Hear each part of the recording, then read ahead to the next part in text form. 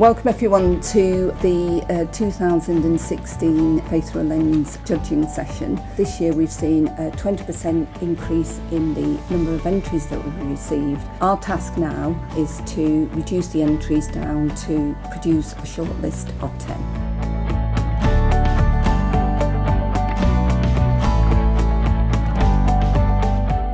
I think the quality this year, I think it's been one of the best we've seen for the last couple of years. And I think in the 10 that we've chosen, what it shows is that there are people with fantastic eyes and who actually know what faith really means.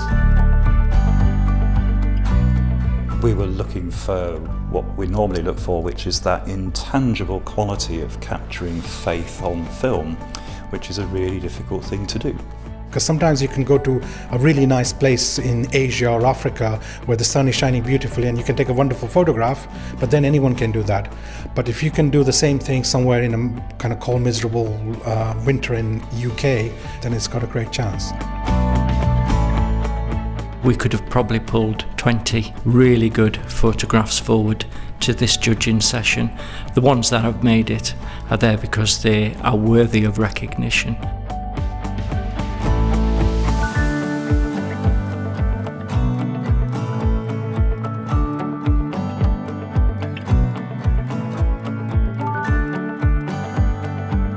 The standard has gone up. I think, of course, bear in mind that photography, even if you use your phone, has become a possibility for almost everybody, which is a good thing, really.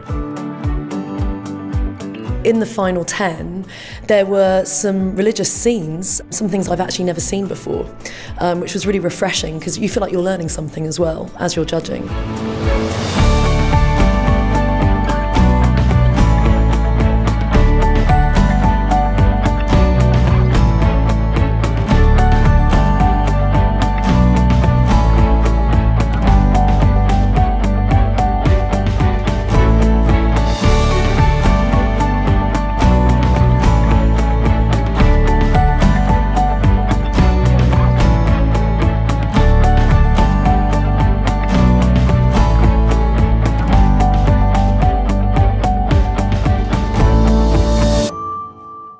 The main aim behind this competition is to highlight and support the positive role that faith plays in everyday life, whether it's an emotional or spiritual insight, or a simple declaration of belief, or a way of uniting communities.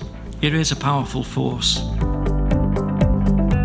Well, this photo was taken in Lindisfarne, and I was very fortunate to have a little person, I think with their dog actually, walking across, which is what pilgrims do and many people still do today. I think William Turner would have been very proud of you to get this wonderful colouring. It's a really beautiful landscape.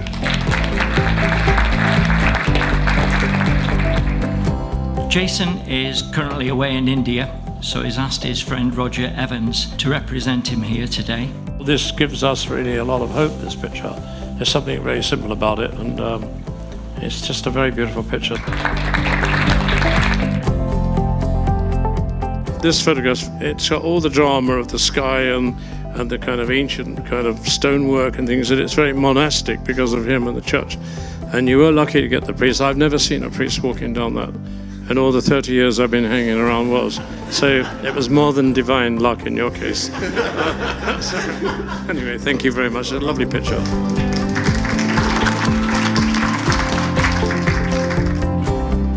We're starting to losing our hope to the youth. But with this picture, I will assure you that it's not that kind of thoughts.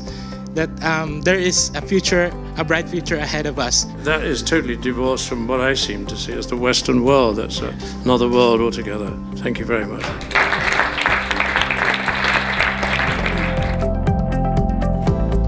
This image attempts to capture faith demonstrated by singing, praying and reading the Bible. And this photograph particularly has all the qualities that would make any photographer really proud to have been the person who pushed that button down. I've actually been to Lalibela and I never secured such a beautiful picture as this. So he's actually done, he's beaten me to the draw on that one.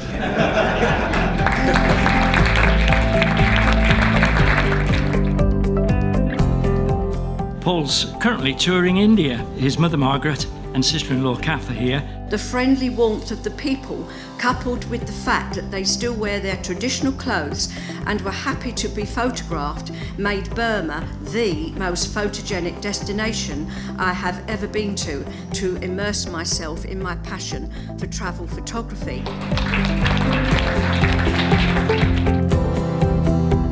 For me, as an Anglican vicar, it was a point where I could make a connection across a very different culture, a different religious tradition, for that picture of taking your prayers, your hopes, your dreams, aspirations, and throwing them up into the wind and seeing them carried away and wondering perhaps where they go. That was something I could connect to across those traditions. It looks as if this family are having a truly great day in something that they kind of injecting their faith into. The whole thing is just a joy to look at.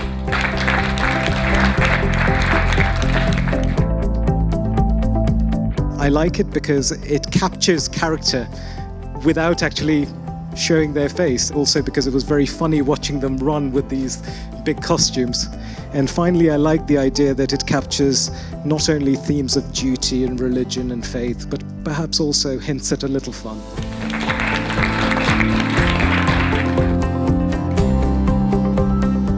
All these colour papers coming down are actually prayers and scriptures from the Bible, which at the end they all want to pick up and take with them.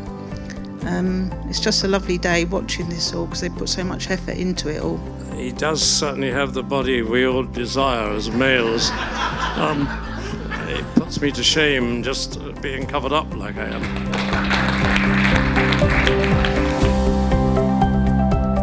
He just was kind of busy hoovering, and then I just asked him if I could take his photograph while he was doing it. So he just kind of adopted this fantastic pose, and I just took a couple of shots, and then sort of he carried on, really ran off. So that was really the story behind that one. The whole thing is a really lovely portrait, really. A simple portrait can tell you so much, and you've had the cooperation of this nice man, and he's very proud of what he does. So, in a way, you should do more of this. The lens can catch the light that shines in the darkness, the quietly persistent light of God, reflected in the faithful face, the throne shadow, the buildings that point beyond and above, and yes, the odd slice of religious humour as some of us run late. I'm going to invite Akil Ahmed from our judging panel to present the prize to our first highly commended winner. And the first of the highly commended entries is Sanjay Gupta for his image Running Late. Your nominated charity is Hull and East Riding Hindu Cultural Association. They make sure that everyone in the area is invited. We all celebrate together. It is very much a hub for a lot of people in Hull. I'll just go to the second runner-up, a highly commended one, and it's Richard Hainsworth for the photograph Prayers in the Wind. I have two churches, and one of them I kitted out with loads of audiovisual stuff, the bigger and perhaps more successful of those two churches, and then felt a bit guilty that the other one had been left out, so I thought I'd put it down, and you never know your luck, do you?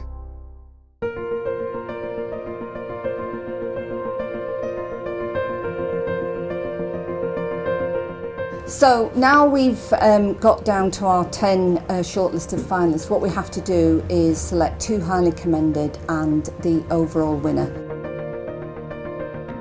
What I was looking for personally was something that was a little different, unique, something that the creative eye of a photographer has spotted. The winning image is of a very high standard because of the lighting, because of the framing, and because of what the image is communicating. It had a story. The framing in the particular photograph, the technical aspects to it, it sucks you in. It's got depth, it's got all those kind of things that make it really, really stand out as a photograph and a worthy winner.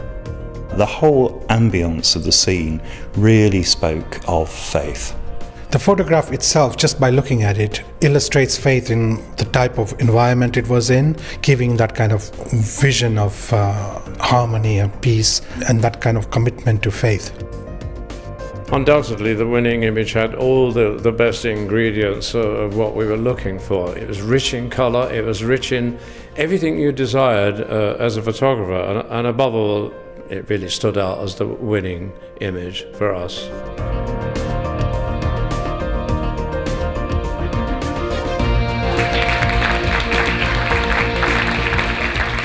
I nominated a local charity to me in Heybridge in the South Lake District, which is used for education as well as a sanctuary for British wildlife. And it'll greatly help that they have the equipment to do broadcasting and to help educate children about the nature in the area.